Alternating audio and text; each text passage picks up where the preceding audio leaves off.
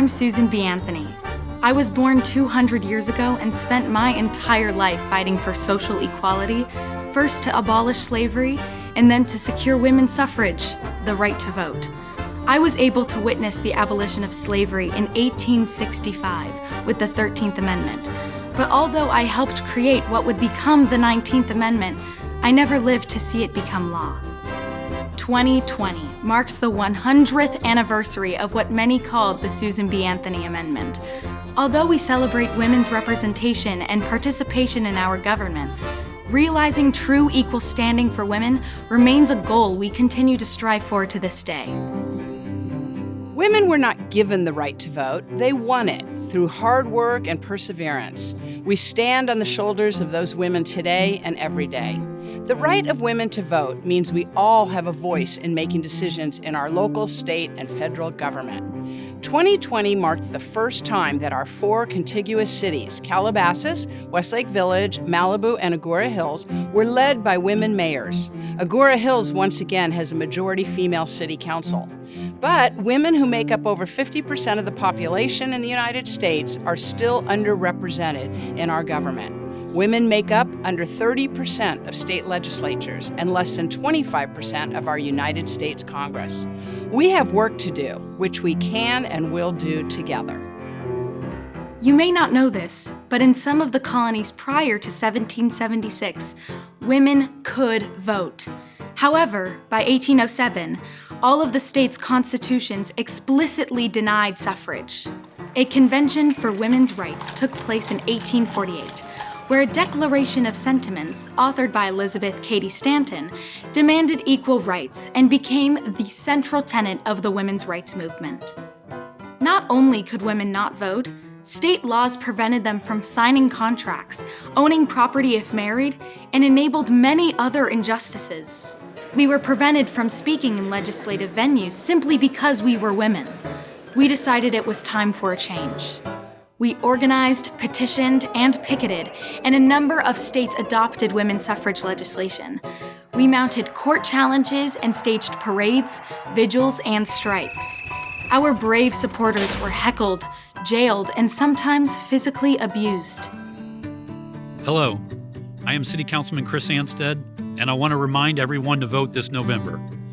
It's not only important to vote because of national issues, but for state and local ones that will be affecting your lives every day. Most importantly, I'm here to celebrate the 100th anniversary of women gaining the right to vote.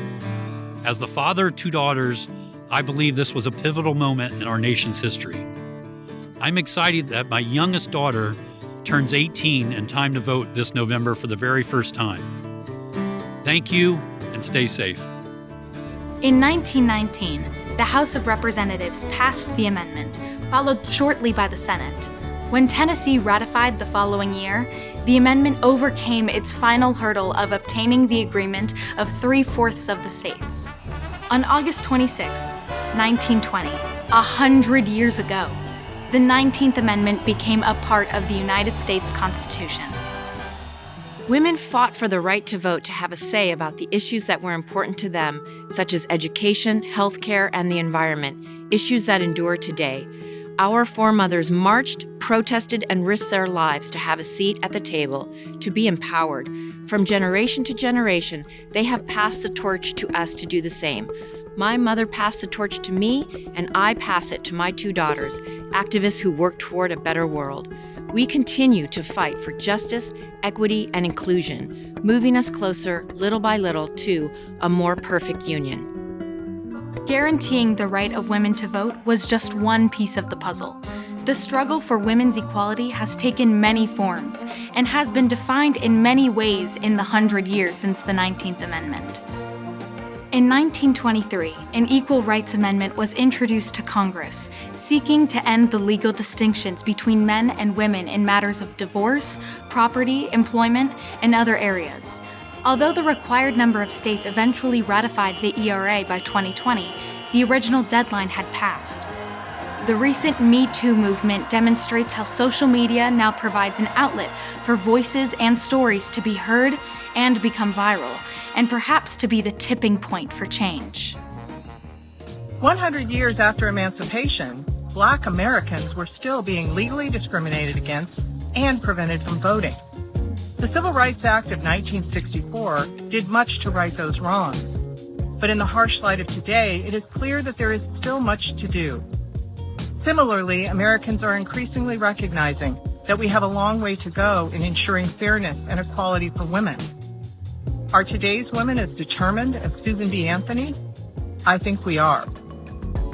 When I began my fight for social justice, I could only dream of women holding top elected positions in the U.S. government. But as we know, women are persistent. And just in your lifetimes, you've seen major parties nominate women for vice president and even president of the United States.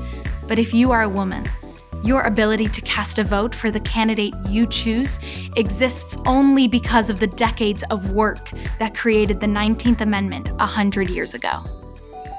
Hello, I'm so happy to be with you today to celebrate the 100th anniversary of the 19th Amendment to the Constitution, which gave women the right to vote. I have 3 daughters and a granddaughter, and will tell you that I took each of them to register to vote when they became of age. And I hope I can be with my granddaughter when she registers to vote as well. I'm proud of each of them and the women they've become. They're proud to be Americans, and they vote in every election. They're all successful women, and they understand the importance of making good choices in life, to include knowing the issues that face the country and the community they live in, and more importantly, to know about the people who asked for the vote while running for election. Voting is a right, but also a privilege, and they also know they have an obligation to make good judgments in life and trust their instincts based on the moral upbringing they were raised with. The Founding Fathers pledged their lives, their fortunes, and their sacred honor to give birth to the greatest country the world has ever known. And too many men and women gave their lives to carry out those promises. Please do your part to carry on what was started some 245 years ago. Vote as though your life depends on it, because it just might. God bless you all. My story is just another example of how, with determination and belief in a cause, each of us is capable of making change and helping America reach the ideals we stand for. Now you must excuse me. I'm gonna go vote.